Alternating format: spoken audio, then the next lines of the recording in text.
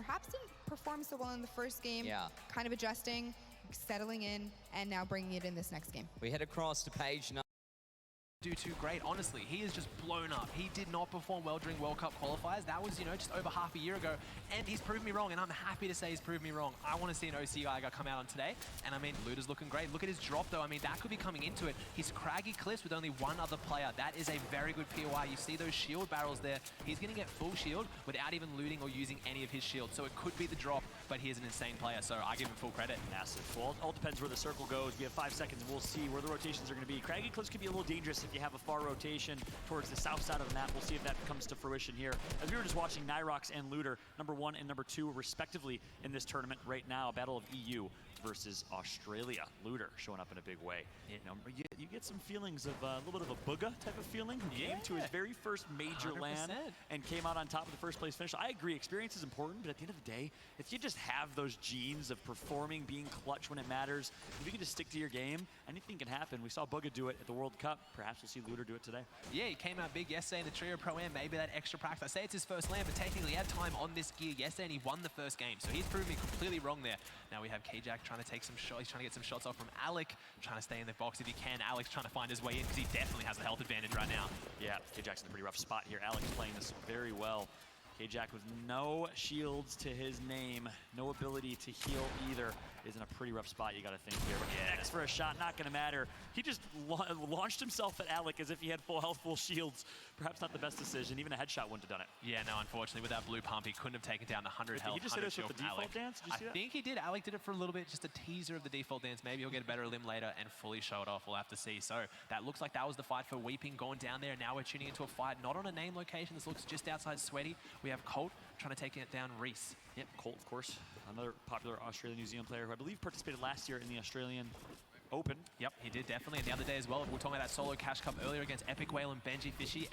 Epic Whale coming out first, Benji Fishy coming second, but Colt coming third. I was in the room, it was ridiculous. Had 3 of the top, first, second, and third, all in the same room, all in the LAN center. It was amazing to watch. Colt almost came out and did OC. Proud to see if he can do it today though. Yep, some good edits coming through from Colt. Maintaining control of this fight and playing with aggression, recognizes he's up against Reese in this scenario that he wants to come out on top and get an early elimination. That'd be big.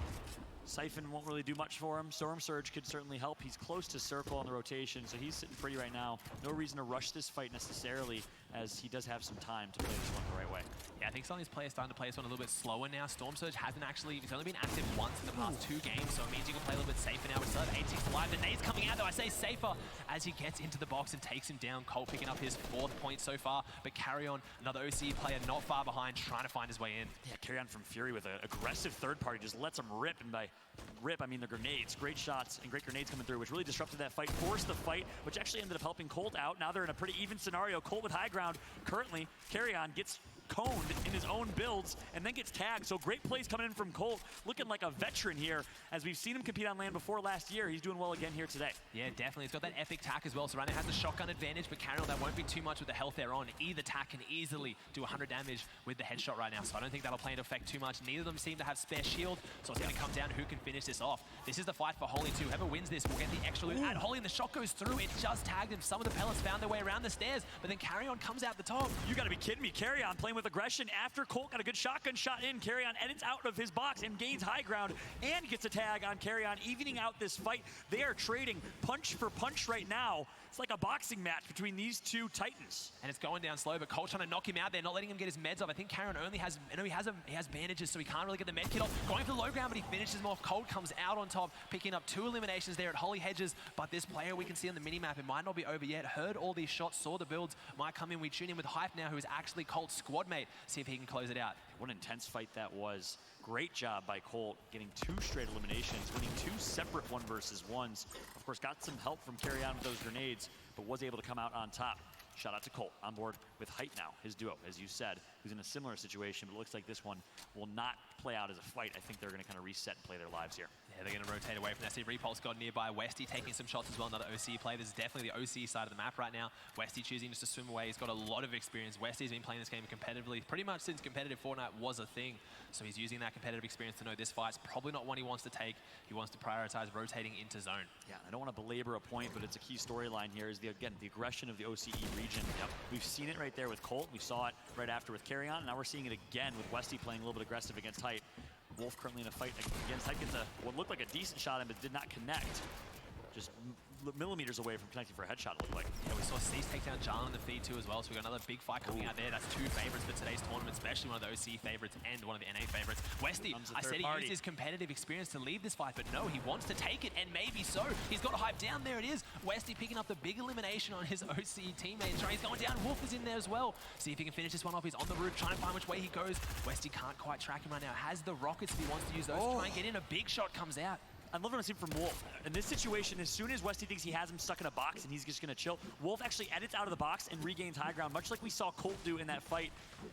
Wolf is playing this well, went from being out of control of this fight to in control of this fight. Now he's going to get tagged up from another third party. Of course, a third member gaining control of this fight or entering in this fight. The nades coming out too. We're seeing this is a recurring theme right now. You take these fights, but if you can't close them quickly, again, we have no heavy snipers in the game. We don't have any way to get through the walls. If with all these players being as good as they are at box fighting, you talked about that movement. They can get away quickly and they can avoid the fight. Players like Papi can see as an opportunity, take a few easy shots, throw some nades, pick up some points, or at the very least some Storm Surge damage. Cost them almost nothing. Papi's at almost no risk here to take this fight. Yeah, in your eyes, do you think Papi should just sit back and shoot from afar?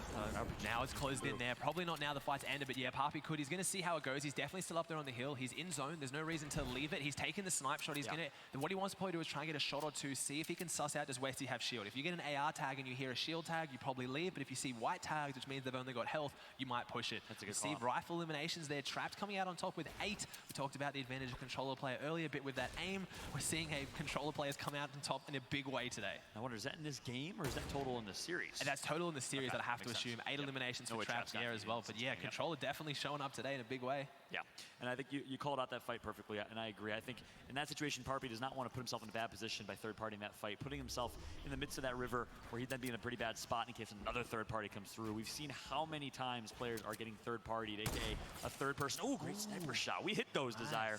Desire's playing so aggressively at the moment, taking these shots out here as well. We saw him last game, and then a 44 headshot with the burst rifle. I just saw Alec go down there in the feed to Jinx. Seeing on the high ground, Spoiling's down there on the bridge, something we haven't seen too much of as well. Desire, so we saw how much aggression he had last game, but he's still yet to get any points on the board. As you can see from the double gold pickaxe down there next to his name, that means he's on 0 points. Don't want to call him out just so you guys know where they're at. 73 players alive. He got that shot on squeeze, can't do anything with it. See Volks in the distance, another very well-known aggressive player. Desire's happy to sit here, center zone, and just keep taking shots on this one, choosing not to rotate further in. We can see there from the southeast, if he wants to rotate further in, he's going into about 6 players, so maybe this is the spot to stay. Desire clearly did his aim practice today as he's been hitting snipes, long-range rifle fights. I'm liking his accuracy coming through Desire. We've seen it in the last 2 games here. Meanwhile, Spoiling, the bottom right of your screen, farming up, getting some mats, aka materials. You can have 500 of each. Wood, brick, and stone, and that of course is how you are able to build for the late game. So it's super important to get materials, to have maximum materials when you enter that late game. As we see people like Zayt trying to hold high ground, you got to use a lot of materials to do that. We see Symmetrical picking up a pick on Jinx as well, so a good play to take out of the game. We saw Symmetrical up the top near the leaderboard. Blackouts taking some shots down on Esches, one of our 2 South American players here today, trying to come up in a big way. See if he can find his way in onto Esches. He finds his way out the top. He's going to have to be careful here. Esches mechanically an insane player from OCE. He is very, very fast with it. He's on controller as well, but you wouldn't think it with how fast these builds come out, and he's got the advantage of the aim there too. He's got the green pump, trying to find his way in. Using the harpoon to break him down. He can't get him down onto his level though. Look at this, Esches playing with such aggression. You mentioned his mechanical skill, and Esches, who was in a bad situation, turned it into a great situation. The default dance is gonna come through from Esches, the young Aussie playing on controller. What a showing he's had today here, Aussie. We've had 5 controller players. All 5 of those players in this tournament are top 20. 4 of them are top 10 in the standings as of this game. Esches is looking to expand upon that. And coming into it today, OCE are the only players playing here on controller. We didn't invite any controller players internationally. Whether that's a coincidence or not, we'll see how we go there. But Ash is also one of the younger players today. We talked about land experience and maybe some jitters. We have Quid and Esches being 2 of the youngest players here today. I believe Quid being 13 or 14. Same with Esches. So young, but so talented. And he, of course, not able to compete in last year's Australian Open due to the 16 and older age requirement. Now, Epic has actually lowered that limit, which is amazing. We have people like King, who placed 5th place and had life-changing money. And many people saw that video that went viral of him crying and hugging his dad after an emotional 5th place finish. playing with such aggression. It's great to see Fortnite the most inclusive and accessible game in history in my eyes. Yeah, and you see it as well. You saw the emotion, but it always seems to be the same theme, right? Those younger players are always so aggressive. You see a lot of chatter about it online from the older players like Chap. They call it boomers versus zoomers. Normally, zoomers are normally better with their mechanics, so they can play more aggressively and finish those fights. But the boomers normally like some, trying to play safer. But then again, I thought on a LAN in stacked tournaments, you'd expect that intelligence and that gameplay knowledge to play out better for you. Escher's, like I said, going aggressively from one fight straight into another. Boxes up next to him, editing the right-hand peak, trying to find his way in. But never mind, Trap comes out. That was controller on controller. Trap takes down Eschers. They're going at each other now, though. Maybe if they take each other out, it'll save the rest of them. Yeah, Peekaboo says Trap right there. Eschers was not expecting it. And again, that's been a key theme of this entire match. We've seen a lot of fights where players are doing some unexpected edits and playing with aggression where players maybe not expecting them to do so. And a lot of it is our controller players here today who've been performing. By the way, the whole boomers versus zoomers comment earlier, for any actual boomers watching this, parents or anyone out there, when we say boomers in the Fortnite industry, we mean 24-year-olds, because Psalm is literally 24 years old and we call him a boomer. Yep, exactly. But no, literally boomers, anyone over 18 to these people, I swear. Seriously. I mean, I'm 26, I get called a boomer all the time. It is ridiculous. Now we've got Vanilla, one of our players, sitting in the cone. Again, we can't see what he's looking at. He gets full 360 degrees vision right now from this one, unfortunately, because he's holding the edit with the spectator mode. We can't see what he's looking at here. We see a lot of players in the distance, editing out of the cone, pushing a little bit forward. We'll see if he chooses to box up here on the edge of zone or push all the way. We won't see it. Jesse taking shots on Luda, who you were watching out for before. So we have last year's Victor taking on what today could be potentially the victor of today. We'll see how we go. And Jesse just stumbles upon some loot there as the elimination was going to come through. Has a trap down as well, so he'll be able to loot up. Nice and safe. Gets a med kit. Wonder if he's going to opt for the med kit. We all know the X2 twins were some of the best heal-off metagame players way back in the day. And I say best in the world in my eyes. I used to love watching them. Of course, last year, they won a few games by heal-off. That is no longer in the meta. When we say heal-off, we mean the Storm doesn't result in a fight. It results in two players just trying to heal their way to survival as they're in the storm and taking damage. You don't see that happen in the current meta as much as you used to. You don't. But Jesse was one of the best at it. As you see there, you're talking about the twins. Jordan goes down in the feed as well. Yes, Jesse won 3 back-to-back. That is still a record, winning 3 games back-to-back. The hat trick at a major tournament. He still has that. No one has taken that off him yet, as it's an absolutely ridiculous feat. Yeah, he took home the $100,000 prize pool last year. So big shout out as we now see Westy using that harpoon gun to harpoon some loot into his box. Heads up play. That, of course, is a new thing with Chapter 2. The harpoon gun, the fishing pole. You can actually grab some loot from far range. You can go fishing. A lot of really cool things happening in Fortnite this year. Yeah, we can see a lot of big changes since Chapter 2 right now. I think Storm Surge might be after something these players have to start worrying about. I think I saw 66 in the feed there. Storm Surge warning should come out pretty soon. Whether we actually see it come into effect, though, some of these players need to start changing up their game plan. But what I'm seeing is the opposite of what you normally see. Normally, at a LAN event, you see them start out very scared, very passive, very safe. And then when you get towards those final games, to try and get those big elimination games, big point games, you go a lot more aggressive. Maybe these players realizing that Storm Surge is now going to start becoming more of an issue. They'll try and go for a few more tags. Zora, one of the favorites for today in my eye, on one elimination. Let's see if he can come back in a big way. He's going to have to. Zora, I know you did have a lot of appreciation, respect for coming in. Got eliminated early in match number 1. I'm sure he would like to have a different result there, but we'll see how Zora is able to bounce back. I believe Zora is one of our Kiwi players, New Zealand players, I believe. I don't focus too much on the NZ versus AU because it gets a little bit touchy when you do it here as well. So I just do OC as a region. I think we're already such a small, underrepresented region. I don't want to then, I don't want to split it again. I know, generally speaking, it's a clear differentiation in this area. Oh, yeah. Fortnite, not so much. Look at Muselk, though. We talked about earlier. We need to defend Muselk a little bit. I think he's been copying it from our host, Ben, today. Yeah. The Muselk puts himself in a beautiful position on the high ground, rocking the fish skin, maybe channeling his inner Benji Fishy. And I think Ben also said, Ben Green, that 81st was his placement. Is your number your placement now in this? Is that how it works? Yes, no, I believe that's seat number there at the moment. I mean, if it was placement number, that would help a lot. That's but I believe it's his seat number right now. Ben said he was so now the kids know where he is. Maybe it's a coincidence. No, they now know where he's sitting if they want to yell out to him as well. So we have Goobos and Cease on the edge. What's interesting about that is I actually had a conversation with Muselk, which was the funniest thing in the world. During Game 2, I ran to the restroom as the game started, came out and saw Muselk in the tunnel. I'm like, dude, aren't you supposed to be playing? He got eliminated by Trap really early on. We talked about it. He said, I think I'm going to start 50-50ing people. And I said, okay, well, maybe you want to try and just land and make it to late game because you're probably more likely to pick an elimination if you try and survive to late game versus trying to 50-50 a pro players. Yeah, maybe. Personal thoughts of advice, and he actually looks like he took that advice because he's playing for late game now. Look at you go. We got Coach Fallout in here as well. So the only problem is he's in a great position until that zone pulled very far away, though. He has to move pretty far west now, see if he can find his way in. Using these old builds, though, he's showing some competitive intelligence here for sure. Using these old builds to rotate. He has no way of getting his own rotation now, so he has to just walk. He's going to farm some mats up as well, use the extra time he has Needs to prioritize that rotate. We're on 4th zone now. 36 seconds till it starts to close in. 63 alive. He's going to find actually Cat, his fellow Australian New Zealand player. OCE, Oceania is how we refer to the entire region, which of course we're trying to stay unified as a region to promote the growth. Musalk's going to spot one, stay sneaky here. I'm going to whisper, I don't know why, but I am. And I don't know what happened. Musalk.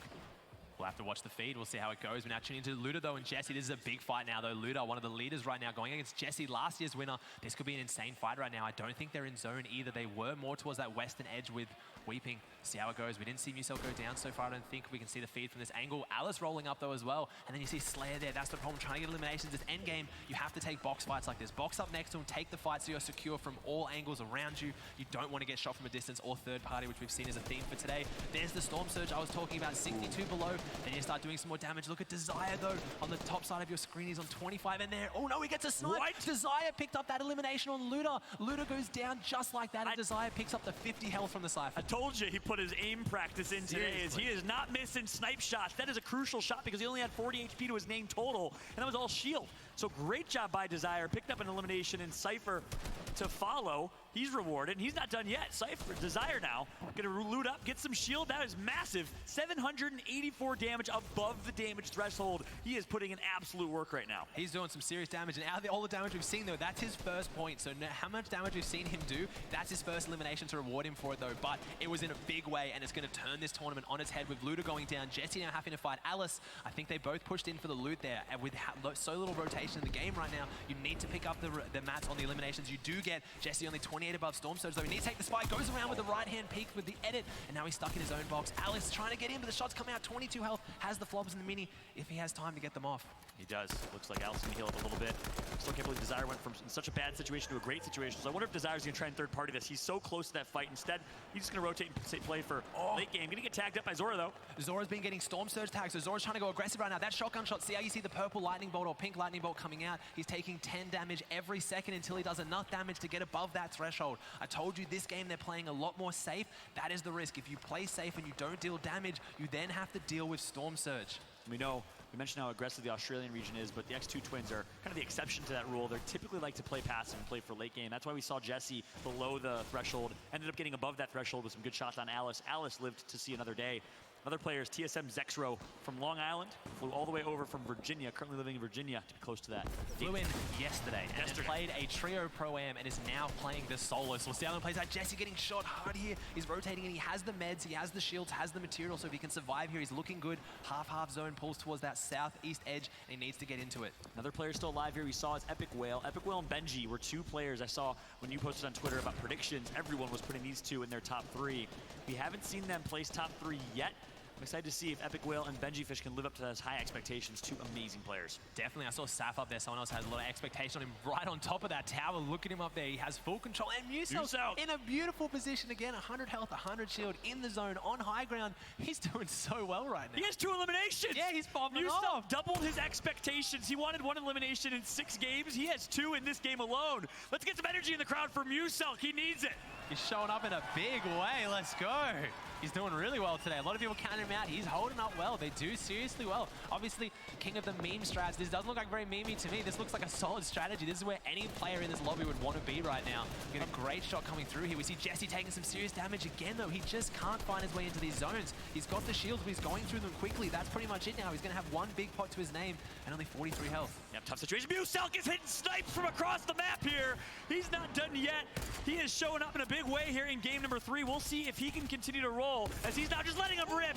Barely misses that one on Parpy. You were talking about Zexo earlier, who goes down in the feed. Link taking down Twiz, OCE World Cup players taking down each other. See how they go. We see this bottom left side. See Zone starts pulling towards Nyrox. He's used his competitive experience to go front side of Zone. Cypher taking down Sosman as well, a World Cup solo player. Storm Surge might come out again. These players need to do some serious damage quickly. Yep, Jax just picked up 1. Elevate going to get taken down as well. So another disappointing finish for Elevate. Jesse gets tagged from behind here. We currently see Musalk sitting in Storm, healing up as fast as he can. Needs to rotate as quick as he can. He's going to barely survive. Another flopper should be just fine.